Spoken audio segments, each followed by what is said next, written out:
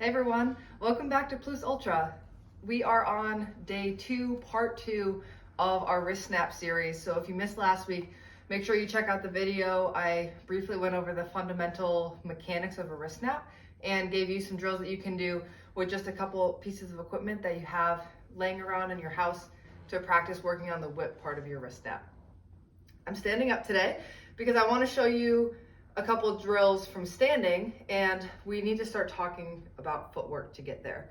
So when you're getting into what we call our power position for softball, what I want you to do is pretend that you are, pitching on a mound or something. Just stand with your feet shoulder distance apart.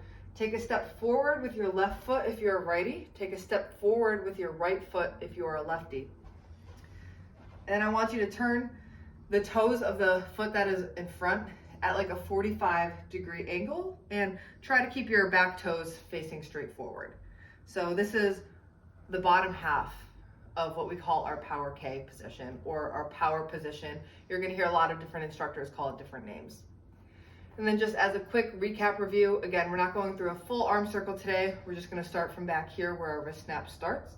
We have a nice loose elbow with our palm facing up towards the sky.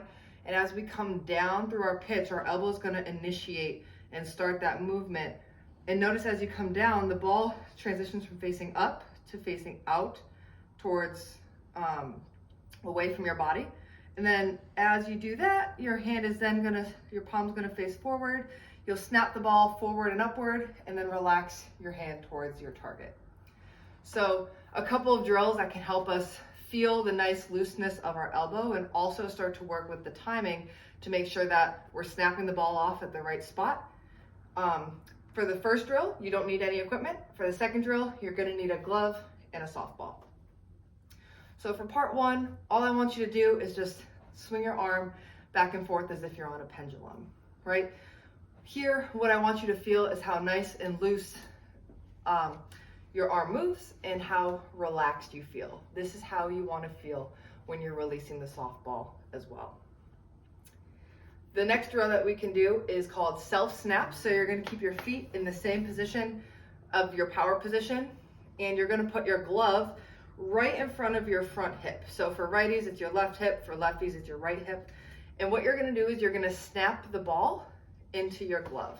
So you're going to start in the same position we were last week with the towel and the wooden spoon. We're going to come down, snap the ball, snap it into our glove, keeping it right in front of our front hip and like kind of in between our belly button and our front foot is going to ensure that you're releasing at the right point and try to get a nice intense snap.